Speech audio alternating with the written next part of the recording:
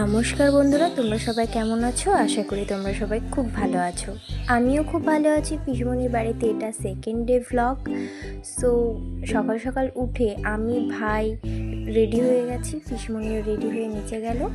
আর এখানে আমার পিসিমণি সমস্ত কিছু গোছাতে ব্যস্ত। তারপর আমি আর পিসিমণি যাচ্ছিলাম একটু খাবারের ওখানে, যে সকালকার ব্রেকফাস্ট রেডি হয়েছে কিনা দেখার জন্য। চলো তোমাদের সাথেও জায়গাটা শেয়ার করব। এত সুন্দর জায়গা না! কালকে যে কালী মন্দিরটায় গেছিলাম, সেই কালী মন্দিরটাই এখানে। সকাল সকাল মাকে দেখে আবারও মনটা আমার খুব ভালো হয়ে গেল।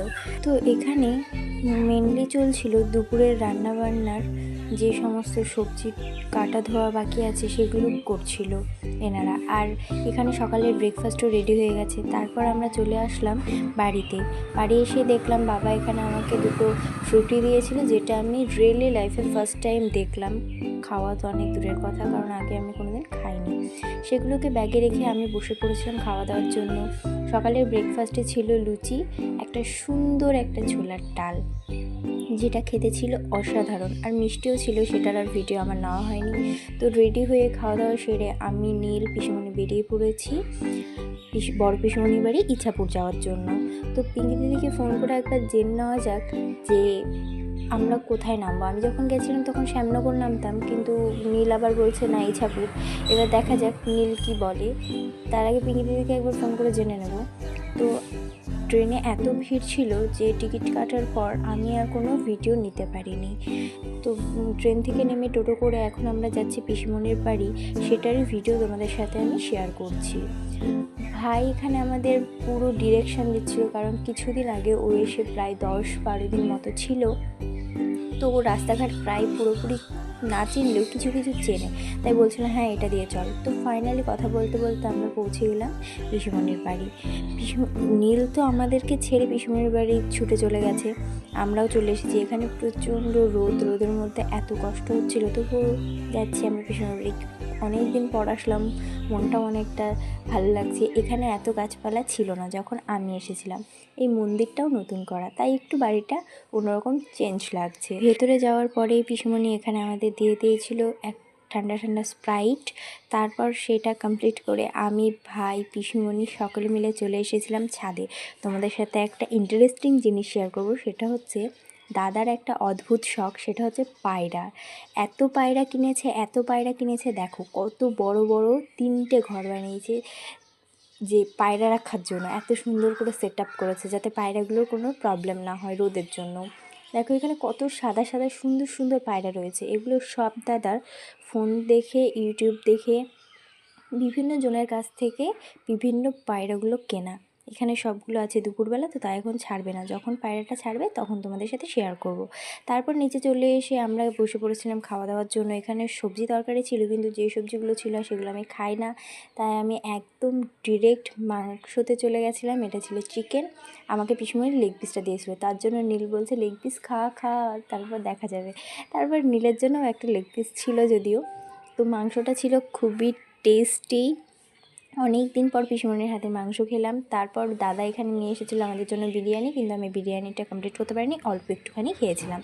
তারপর খাওয়া দাওয়া কমপ্লিট করে আমি চলে এসেছিলাম একটু রেস্ট নেব বলে, কিন্তু ভালো লাগছিল না, বিশ্বাস করো। জাস্ট বিরক্ত আসছিলো যে মানে আবারও রোদের মধ্যে আমাকে ফিরতে হবে, এটা ভেবে। দাদা বারবার যদিও বলছিল যে না আজকে তোদের বাড়ি যেতে হবে না, তোরা ফোন করে বলে দে যে কালকে যাবো। আমি বললাম না আজকে যেতেই হবে। তো ঘুম থেকে উঠে আমরা চলে এসেছিলাম ছাদে। এখন প্রচণ্ড রোদ। নীলের তো বাদরামির শেষ নেই, ও যখনই ক্যামেরা অন করছে ও যা পাচ্ছে তাই করছে। আমাকে এখানে বলছিল আমি নাকি স্টেশনে ভিক্ষা করি। আমি বলছিলাম না তুই করিস। এই নিয়ে আমাদের দুজনের মধ্যে একটু ঝগড়া চলছিল।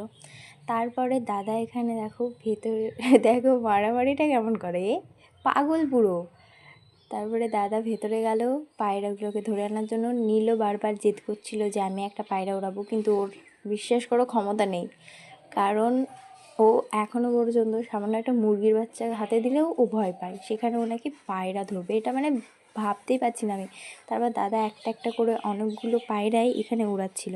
আর আমি দাদাকে বারবার জিজ্ঞাসা করছিলাম যে আমি একটা ওড়াবো।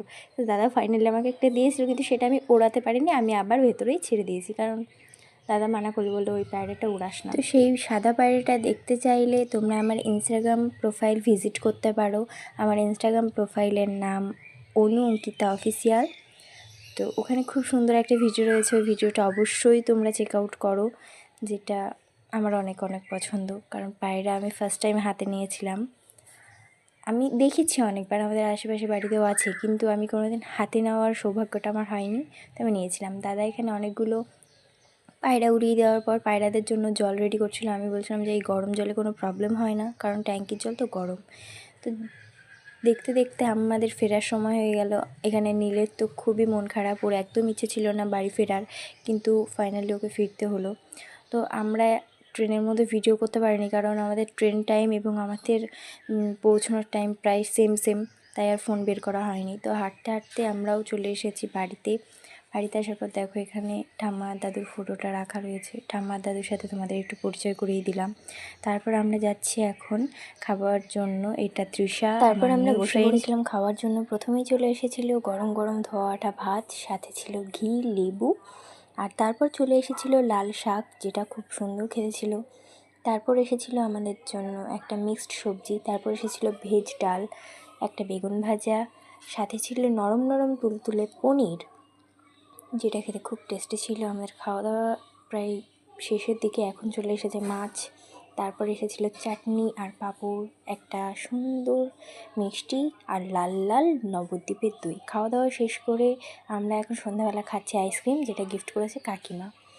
কাকিমা বারবার বলছিল না ভিডিওতে এটা দিবি না, কারণ জাস্ট এমনি খাওয়ালাম, কিন্তু তবুও আমি দিলাম তোমাদের সাথে। তারপর রাত্রিবেলা আমরা চলে এসেছিলাম পাগলা মুকুটদের ছাদে।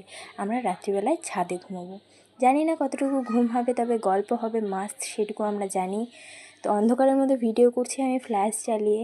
পেছনের আলোগুলো একটু দেখা যাচ্ছে, কিন্তু আমাকে একদমই দেখা যাচ্ছে না, আমার দাঁতটা চকচক করছে, এটাই ব্যাপার। তো আজকের ভিডিও এই পর্যন্তই। পাশে থেকো, সাথে থেকো, সাবস্ক্রাইব করো, লাইক করো, শেয়ার করো।